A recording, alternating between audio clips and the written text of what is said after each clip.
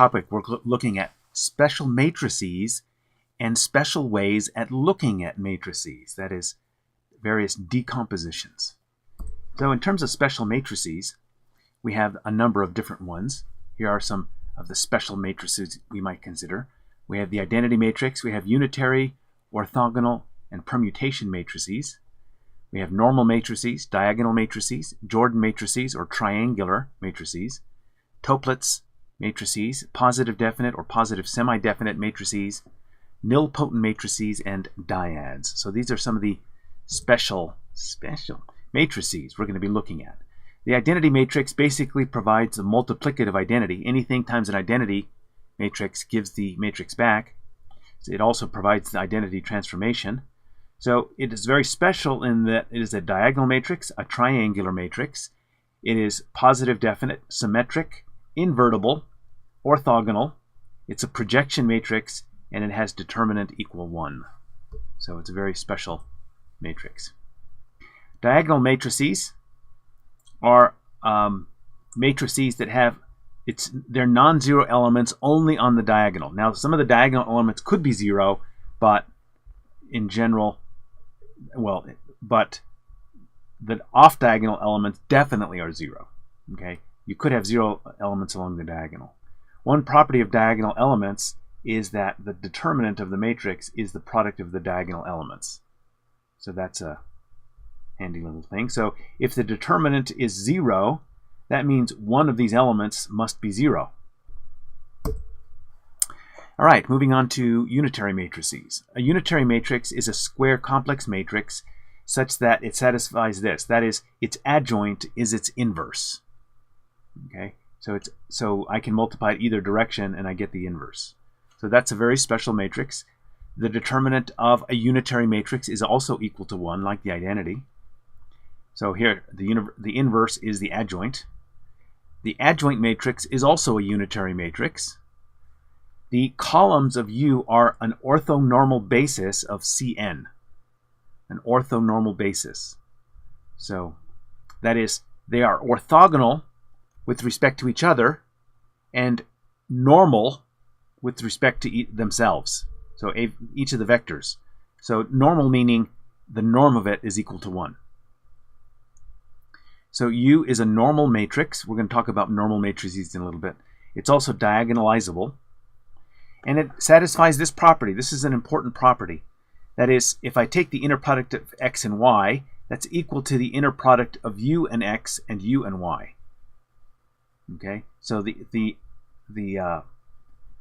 inner products are unchanged when we scale both elements by the same unitary matrix.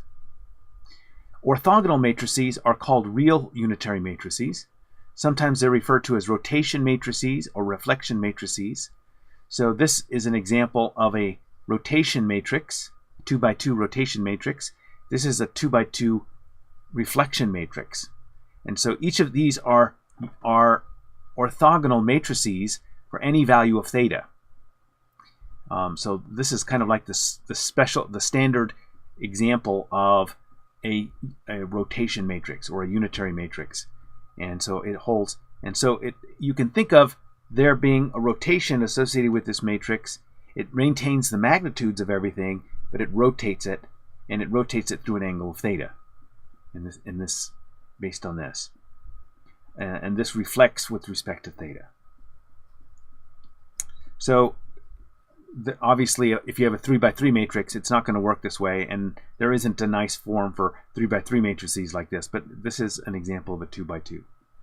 Also, for both unitary and orthogonal matrices, if I have two unitary matrices that I multiply together, the resulting matrix is also a unitary matrix. So you can go through and show that.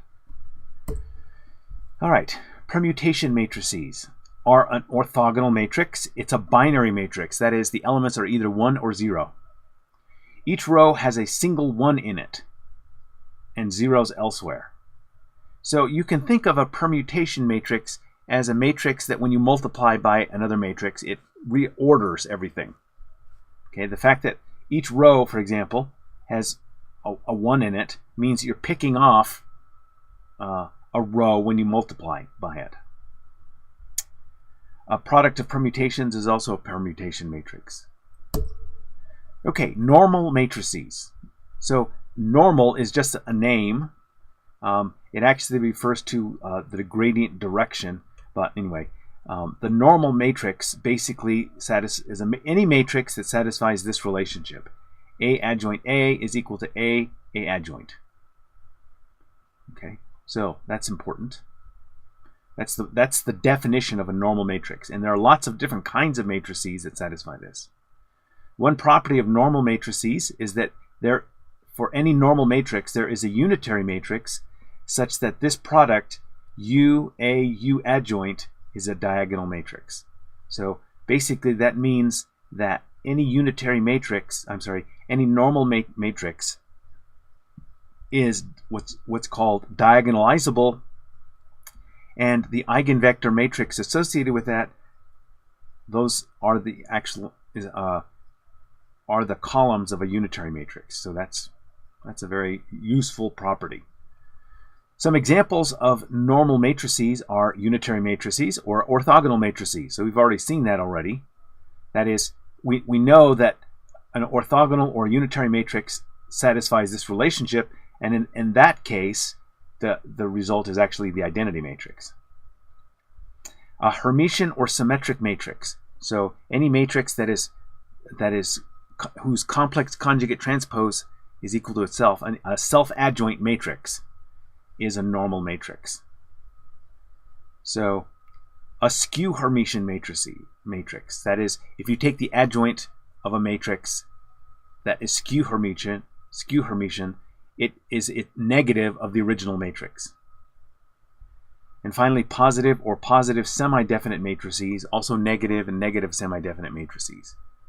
So these are some examples of normal all of these are normal matrices. A Jordan matrix.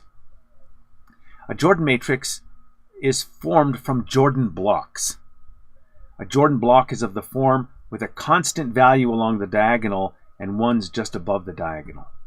So a Jordan matrix is formed by a block diagonal matrix of those diagonal blocks along the diagonal. So that's the definition of a Jordan matrix.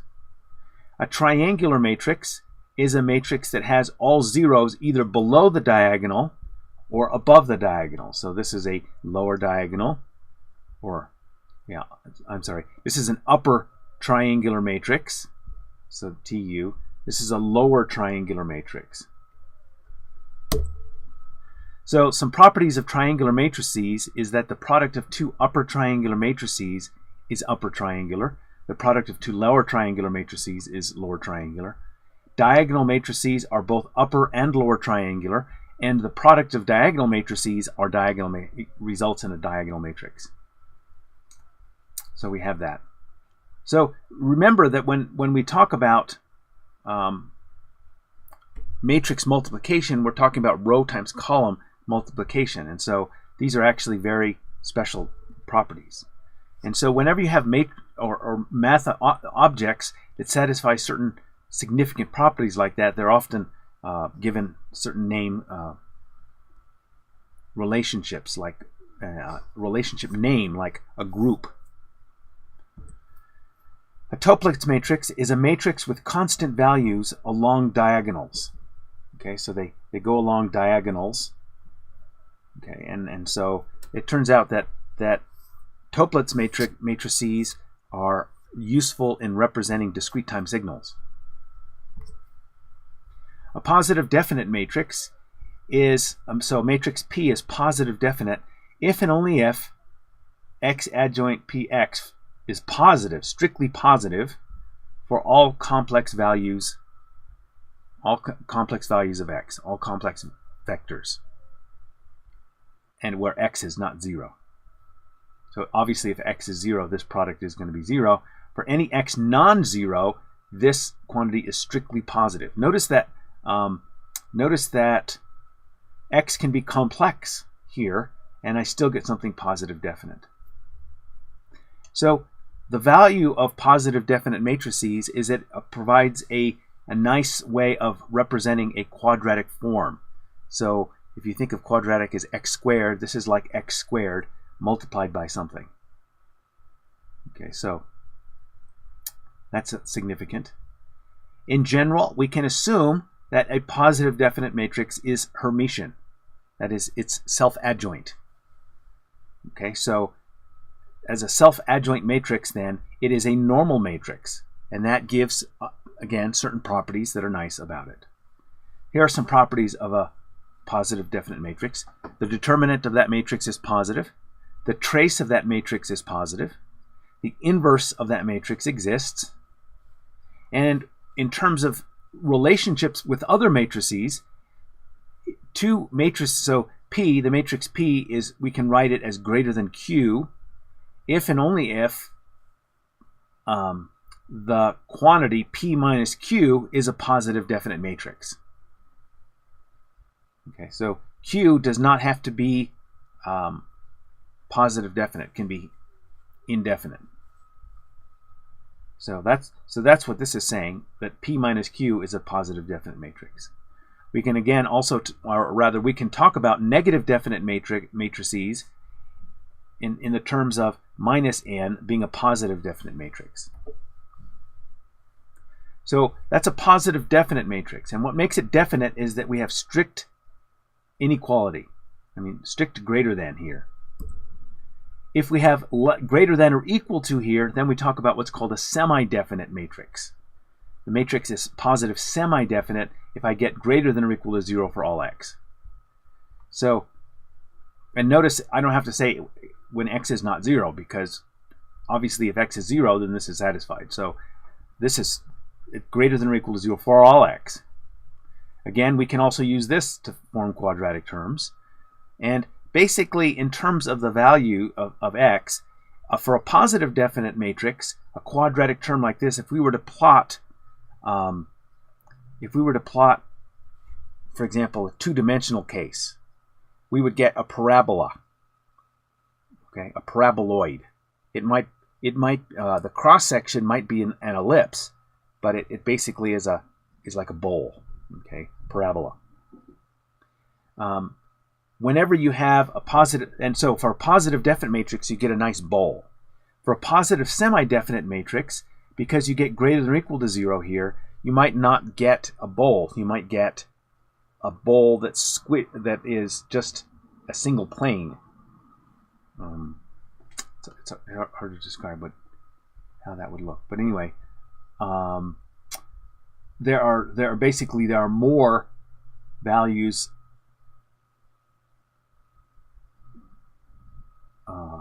of x for which this is 0. It's probably never mind.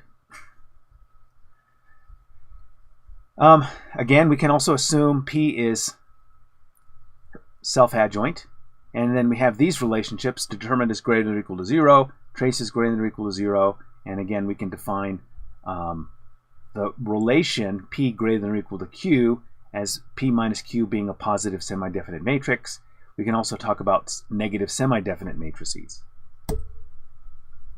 A nilpotent matrix is a matrix, so we talk about a matrix as nilpotent of order k if I take the matrix n and raise it to the kth power, that is, I multiply n by itself k times, I get the matrix 0.